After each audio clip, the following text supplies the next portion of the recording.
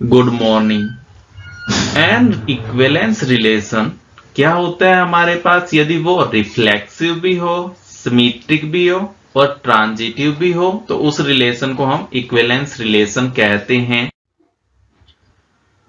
Late T be the set of all triangles in a plane with R a relation in T given by T1 और T2। दो triangles हैं, कब relation R में लाई करेंगे? If T1 is congruent to T2। Congruent का मतलब होता है बिल्कुल सेम, एक दूसरे के ऊपर अगर फिक्स की जाए तो एक दूसरे को पूरा पूरा कवर कर लें। सो that R is an equivalence relation. यहाँ पे आपको ध्यान रखना, यहाँ पे लिखा है सो दैट, हमें प्रूव करके दिखाना है कि ये इक्विवेलेंस रिलेशन बनेगा। इसका मतलब ये है कि यहाँ पे आपको ये चेक नहीं करना रिफ्लेक्सिव बन रहा है नहीं बन रहा, तो वो बनेगा, रिफ्लेक्सिव भी बनेगा, सिमेट्रिक भी बनेगा और ट्रांजिटिव भी बनेगा। सबसे पहले रिफ्लेक्सिव देखते हैं। ये आपके पास कॉन्ग्रेंट का निशान होता है। कोई भी ट्राइंगल T1 और T1 बिलोंग करेगी R में, because T1 is congruent to T1। अपने आप के कॉन्ग्रेंट होगी ना, क्योंकि एक दूसरे के ऊपर अगर हम रखें तो वो एक दूसरे को पूरा पूरा कवर कर लेगी। एक ही ट्राइंगल है T1, तो T1 के कॉन्ग्रेंट होगी। सो R is a reflexive. Symmetric के लिए देखते हैं। लेट T1, T2 बिलोंग कर रहा है R में, तो इंप्लॉइज करेगा T1 कॉन्ग्रेंट टू T2। जब दोनों कॉन्ग्रेंट हैं तो T2 is congruent to T1 लिखा जा सकता है। पहली दूसरी ये बिल्कुल एकदम इक्वल है, उनकी सभी साइडें एक दूसरे बिल्कुल बराबर हैं, तो दूसरे वाले की तो पहले के बिल्कुल इक्वल ही होंगी, तो दोनों ट्राइंगल्स कॉन्ग्रेंट हैं। तो T2, T1 बिलोंग करेगा R में। So R is a symmetric relation. Transitive check करते हैं। मान लेते हैं कि T1, T2 और T2, T3 बिलोंग कर रहे हैं R में, तो यहां से T1 एक कॉन्ग्रेंट होगा T2 के और T2 कॉन्ग्रेंट होगा T3 के। तो ये तीनों की तीनों आपस में कॉन्ग्रेंट हो गई ट्राइंगल्स। तो T1 और T3 ये दोनों भी आपस में क्या होंगी? कॉन्ग्रेंट होंगी। सो T1, T3 बिलोंग करेगा R में, तो R क्या हो गया? Transitive. Hence R is an equivalence relation. जो मैंने ये लिखा है, आप चाहो तो ये कॉन्ग्रेंट का निशान लगा के लिखिए या फिर ये वाली लैंग्वेज लिखिए, आपको दोनों लैंग्वेज लिखने की जरूरत नहीं है। So that relation R defined in the set A of all triangles as R is equal to T1, T2 such that T1 is similar to T2 is an equivalence relation। आपको prove करके दिखाना है कि T1 यदि T2 के similar है तो ये वाला रिलेशन क्या बनेगा? इक्विवेलेंस बनेगा। Consider three right triangles. T1 की साइड दे रखी है, ये T2 की ये वाली साइड्स हैं और T3 की ये वाली साइड है। Which triangles among T1, T2, T3 are related? कौन कौन सी रिलेटेड होंगी इस रिलेशन से, यानी जोन सी आपके पास सिमिलर बनेंगी। सिमिलर की कंडीशन क्या होती है कि उनकी जो साइड्स होती हैं कोरस्पॉन्डिंग साइड्स इक्वल रेशो में डिवाइड करते हैं। यानी मैं अगर इनकी साइड लिखूं 3/5, 4/12 और 5/13, अगर इनको कैंसिल आउट करने के बाद सभी का आंसर सेम आए तो वो आपस में रिलेटेड होंगी। चलिए सबसे पहले देखते हैं कि इसे इक्विवेलेंस रिलेशन आप कैसे प्रूव करोगे। आपको खुद करना है ये क्वेश्चन प्रीवियस एग्जांपल नंबर 2 की तरह। वहां पे क्या होगा, जो कॉन्ग्रेंट वर्ड लिखा था या ये सिंबल बनाया था उसको आप रिप्लेस कर दोगे सिमिलर से, तो आपका क्वेश्चन प्रूव हो जाएगा। सिमिलर का मतलब होता है कि उन दो ट्राइंगल्स की साइड आपस में क्या होनी चाहिए? कोरस्पॉन्डिंग साइड्स इक्वल रेशो में डिवाइड करनी चाहिए। सिर्फ आपको वहां पे कॉन्ग्रेंट की जगह सिमिलर वर्ड या इसका सिंबल यूज करके आप खुद प्रूव करोगे।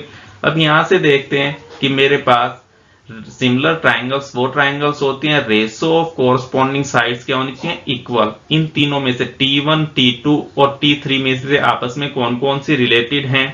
तो यहां से देख पा रहे हैं कि जो फर्स्ट वाली है और लास्ट वाली है, इनको देखते हैं 3/6, 4/8 और 5/10। इनको कैंसिल आउट किया जाए तो 1/2 बन रहा है ना, इक्वल आ रहा है ना। तो T1 एंड T3 क्या होंगी? आपस में रिलेटेड होंगी। इस रिलेशन से। जबकि आप अदर को देखोगे तो उन्हें आप डिवाइड करोगे तो वो रेशो जो है इक्वल नहीं आएगा। Hence triangles T1 is similar to triangle T3। तो ये आपस में दोनों ये वाली रिलेटेड होंगी T1 and T3। Let L be the set of all lines in XY plane। R आपके पास रिलेशन है L पे, डिफाइन एज ऐसे ऐसे ऑर्डर्ड पेयर हैं कि L1 is parallel to L2। तो हमें प्रूव करके दिखाना है so that R is an equivalence relation. Find the set of all lines related to line Y is equal to 2x plus 1। तो आपको ये खुद करना है क्वेश्चन, एग्जाम्पल नंबर 2 की तरह आप इसे सोल्व कर लोगे। यहाँ पे आपको क्या करना है, जो कॉन्ग्रेंट वर्ड है उसे रिप्लेस कर देना है पैरेलल वर्ड से। वैसे भी आप देख सकते हो L1 ये वाली लाइन है मान लीजिए, तो ये अपने आप के क्या होगी, पैरेलल होगी। तो L1 कोमा L1 बिलोंग करेगा, तो ये क्या बन जाएगा, रिफ्लेक्सिव। सिमेट्रिकली L1 और L2 दो लाइनें पैरेलल है तो दूसरे वाली पहली के भी पैरेलल होगी, तो ये सिमेट्रिक भी होगा। ट्रांजिटिव के लिए फर्स्ट लाइन सेकंड के पैरेलल है और सेकंड थर्ड के पैरेलल है, तो फर्स्ट और थर्ड दोनों पैरेलल होंगी, तो ये आपके पास इक्विवेलेंस रिलेशन बन जाएगा। The set of all lines related to the line y is equal to 2x plus 4 is the set of all line that are parallel to the line y is equal to 2x plus 4। यानी वो वाली लाइनें आएंगी ना, इससे related कौन सी होंगी, जो इसके पैरेलल होंगी। और पैरेलल कब होती हैं दो लाइनें, यदि उनका मेरे पास स्लोप इक्वल हो। इस लाइन का स्लोप कितना आ रहा है, y is equal to mx plus c की फॉर्म में लिखा जाए तो स्लोप क्या बनेगा यहां से 2। We know that parallel lines have the same slopes. दोनों पैरेलल लाइंस का स्लोप क्या होता है, same. Hence, the set of all lines related to the given line is given by y is equal to 2x plus c। यहाँ पे ये slope तो equal हो गया, ये c क्या हो सकता है, आर्बिट्रेरी कांस्टेंट हो सकता है जो रियल नंबर से आए, तो इसका आंसर होगा y is equal to 2x plus c।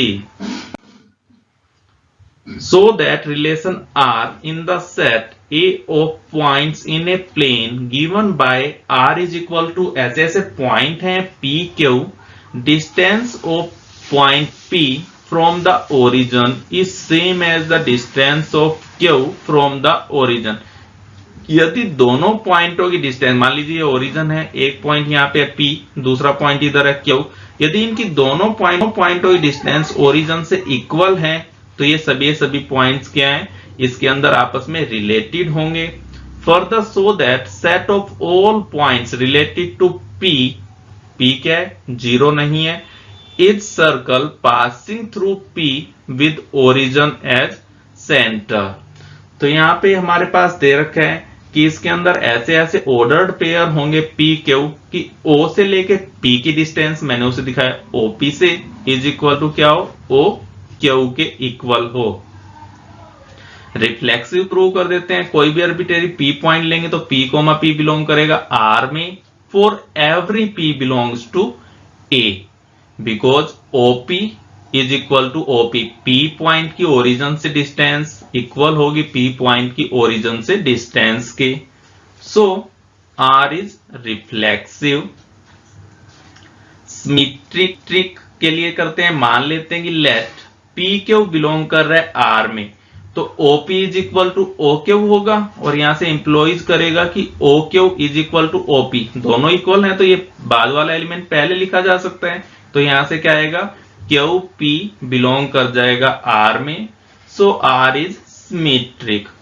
Transitive के लिए मान लेते हैं कि PQ बिलोंग कर रहा है R में और QS भी बिलोंग कर रहा है R में, तो यहां से मेरे पास आएगा कि OP बराबर होगा OQ के एंड OQ इक्वल टू होगा OS के। ये दोनों एलिमेंट इक्वल हैं तो ये तीनों के तीनों आपस में इक्वल हो जाएंगे, तो यहां से आएगा कि OP इक्वल टू OS। तो मेरे पास P कोमा S बिलोंग करेगा R में। So R is a transitive relation. Reflexive भी बन रहा है, सिमेट्रिक भी बन रहा है, ट्रांजिटिव भी बन रहा है, hence R is an equivalence relation. R आपके पास एक इक्विवेलेंस रिलेशन हो गया। इसके बाद हमें Further, show that all the set of element related to P 0 नहीं है, कौन कौन से एलिमेंट्स होंगे। देखिए मैंने ये ओरिजिन लिया है O P, वो वाले एलिमेंट लाई करेंगे P से रिलेटेड होंगे जो O से लेके P तक की डिस्टेंस इक्वल होगी। यहाँ पे क्या किया हमने, एक सर्कल ड्रॉ कर लिया, क्योंकि ओरिजिन से जितनी डिस्टेंस, ये मैं इसको अगर R मान लूं तो ये वाली डिस्टेंस भी कितनी रहेगी, R सभी पॉइंटों की डिस्टेंस इक्वल रहेगी ना। The set of all element related to P will be those point whose distance from the origin is the same as the distance of the point P from the origin। तो P की जो equivalence class आएगी मेरे पास, ये equivalence class ऐसे ऐसे Q points आएंगे कि जहां पे OP और OQ इक्वल हो, और Q कहां से आना चाहिए, A सेट से, यानी एक प्लेन में जितने भी पॉइंट दे रखे हैं। तो ये पॉइंट क्या बनेंगे, इक्वल वाले, कि इस सर्कल के ऊपर जो पॉइंट्स लाई कर रही हैं।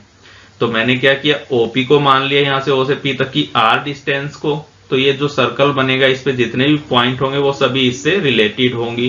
Hence the set of points form a circle with the centre as origin and the circle passing through the point P।